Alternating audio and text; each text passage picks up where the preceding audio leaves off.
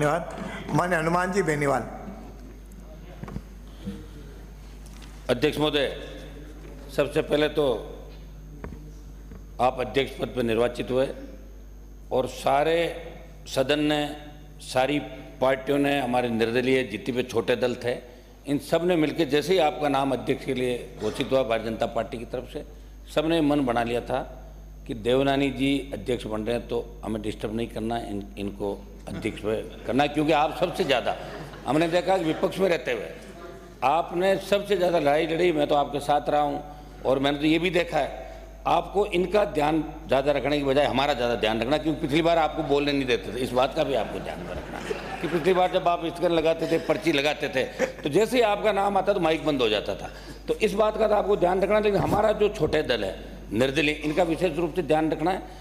इस विधानसभा के अंदर अध्यक्ष महोदय, मैं लोकसभा के अंदर हमारे कई साथी जो लोकसभा के अंदर थे, विधानसभा का चुनाव लड़े, लोकसभा और विधानसभा के अंदर आने के बाद हमें एक चीज़ बहुत यहाँ खलेगी कि वहाँ लोकसभा 80, 90, 100 दिन तक चलती है साल के अंदर, और यहाँ 20 और 25 दिन विधानसभा चलती है।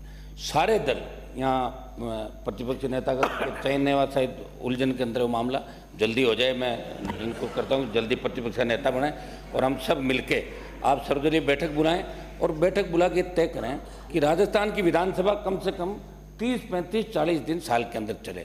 और एक चीज़ ये भी तय करें कि हमारे पास जब हम विधायक बन गए, जब सांसद थे, तो इतने लोग आते हैं कि विधानसभा में मामला उठा लो, लोकसभा के अंदर उठा लो, उनको लगता है कि लोकसभा विधानसभा में जैसे ही मामला उठेगा काम हो जाएगा। लेकिन दुर्भाग्य से देखिए, स्थगन लगता है, पर्ची लगती है, हम यहाँ बोलते हैं और उसके बाद मंत्री जवाब नहीं देते हैं। तो सरकार को, आपको ये नए नियम यहाँ बढ़ाने पड़ेंगे कि विधानसभा के अंदर कोई मामला उठता है। और दूसरा, जिस तरह लोकसभा 193 के तहत चर्चा होती है, यहाँ भी हम देख रहे हैं पानी, बिजली, विभिन्न विषयों पर कानून व्यवस्था भी चर्चा लगातार होती है।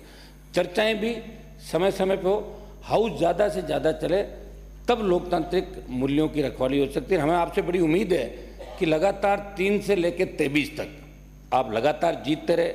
और हमें यह भी पता है कि आप के दल के कई लोग ये नहीं चाहते थे कि आप जीत के बार बार आओ, लेकिन फिर भी आप आ जाते थे। आपकी बहुत मेहनत थी वहाँ पे आज, और हम तो ये चाह रहे थे कि आप एक दूसरे पद की ओर जा रहे हो, लेकिन चलो यहाँ आके रुक गए। अभी बड़ी बात, विधानसभा अध्यक्ष साहब बन गए। मैंने देखा दिल्ली के अंदर बहुत से नेता जो सीएम की बात करते थे, उनको विधानसभा को अध्यक्ष बना दिए देश के अंदर। खैर, मैं इसमें नहीं जाना चाहूँगा। मैं यही, हम आपको यही आश्वस्त करते हैं कि हम आपका सहयोग करेंगे। और भारतीय जनता पार्टी जो सत्ता के अंदर आई है, जिन मुद्दों को लेकर आई है, मुख्यमंत्री जी भी बैठे हैं, दोनों डिप्टी सीएम बैठे हैं, आप लोग भी जिन मुद्दों को लेकर राजस्थान की जनता ने, जवान किसान आपको वोट दिया, और आपको जिन मुद्दों की वजह से विपक्ष में बिठाया, आप लोग मिलकर उनकी भी चर्चा कराएंगे। और आप भी अपने घोषणा पत्र को हूबहू जो घोषणा पत्र लेके आए उसकी पालना कराएंगे। आप निर्देशित करते रहेंगे और समय समय पे आप हाउस के अंदर कई ऐसे निर्णय भी देंगे जिसे लगे कि विधानसभा अध्यक्ष ने एक नई पहल राजस्थान की विधानसभा के अंदर की। बहुत बहुत बधाई आपको अध्यक्ष। धन्यवाद।